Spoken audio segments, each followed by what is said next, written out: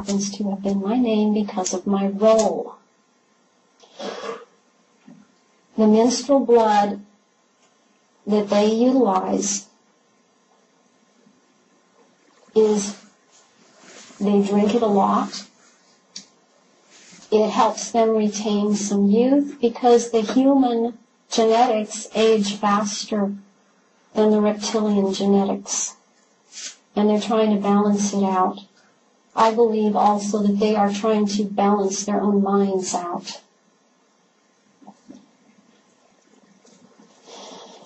When I brought down the old ones, they were put in a little circle. That's where I directed them. And this circle was marked off with the points of north, south, east, and west. If you were going to do something like this, you would be bringing them down from a certain area. It might be from the north. That's going to bring down a certain type of energy, or the west, or the south. These are the cardinal points. These are what you bring down. There are specific tones that create vibrations that these entities respond to. And there are certain words that have to be said. And this is what they respond to, and they are so ferocious.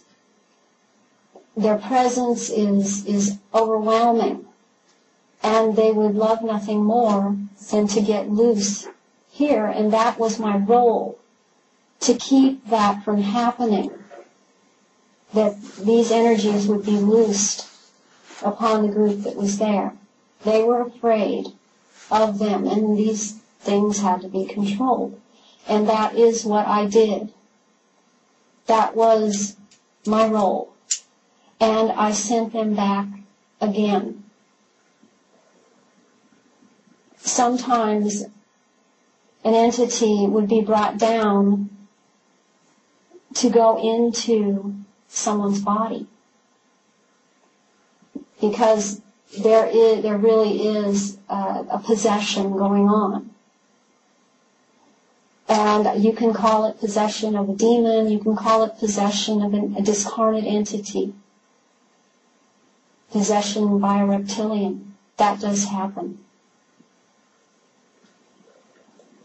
And the person that hosts it will cease to exist. That essence will be dissolved at some point.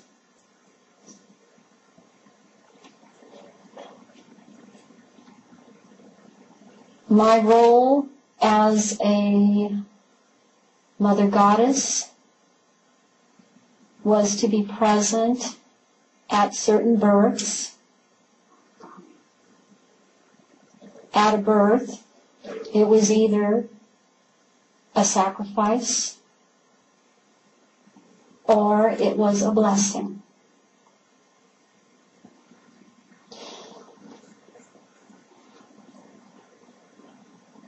A mother goddess, her lifeline, or the number of years that she is supposed to exist in service of the Illuminati, is 52 years of age. They have a short lifespan. When they are 39 years old, they are supposed to be impregnated, specifically with a female.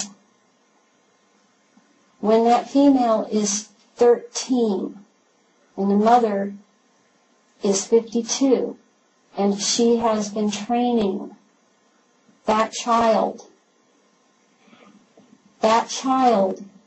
will sacrifice the mother in a ritual and take over her role.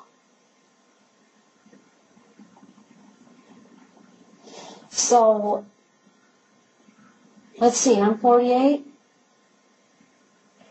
but I don't have a child to take over, because they did do that to me when I was 39. But but I did the unthinkable. I was warned by someone that this was going to happen to me. And I said, you know what? It's not going to happen. I'm not playing with their plan. I'm not going along with it. I'm not doing this.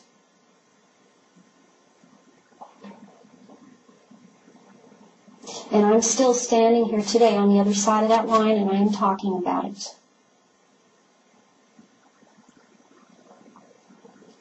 I think that people need to understand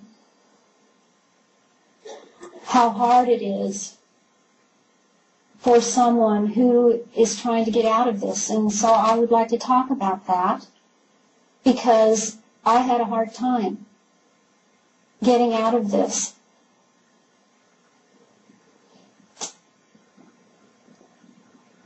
I was married. My marriage was set up. I had 2 children. That was set up. They wanted me to have another. I foiled that. I've basically been a problem. But that's my purpose. I started having some severe flashbacks when I was about 31, 32, after the birth of my daughter. And I always knew that something was wrong in my life. When you are dissociative, your world is very narrowed down. It's like having many boxes inside of your head. And you're only in one box at a time. And when you're in that box, you only know about that box. And then you're in another box, and it's like nothing else exists. You have different sets of clothing. You have different tastes. You like different people, and some people you hate that the other part didn't hate. You have different experiences that you can't remember, or it seems like a dream, because there is some leakage of one dissociated state to another at times. So my world was very narrowed down, but I always knew something was wrong. I was very depressed at times. I was moody. I did things I didn't know why I was doing them. There were big gaps in my memory, but I took it for granted. I thought everyone was like that. I thought everyone had nightmares. I thought everyone had just severe depressions where they wanted to die. I thought everybody did little things to hurt themselves when they didn't feel good and to make it all go away. I thought everybody never cried.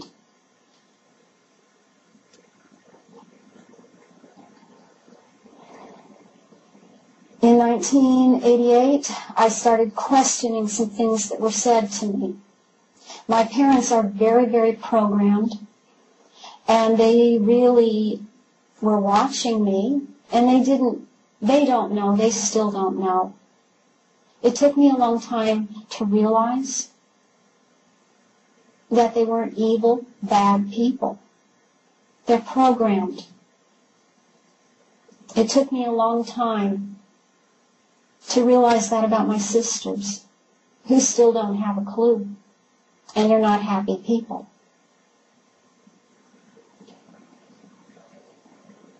I had flashbacks of mysterious, just seeing part of a ritual, and I think, what is that? I had flashbacks of men in gray coats around me. I had flashbacks of military. I had flashbacks of underground places. I didn't know what it meant. I started drawing. I drew things. I took a lot of time. Because I couldn't write. I didn't even know what to write about. There was nothing in my head to write about. So I drew. And I drew with my left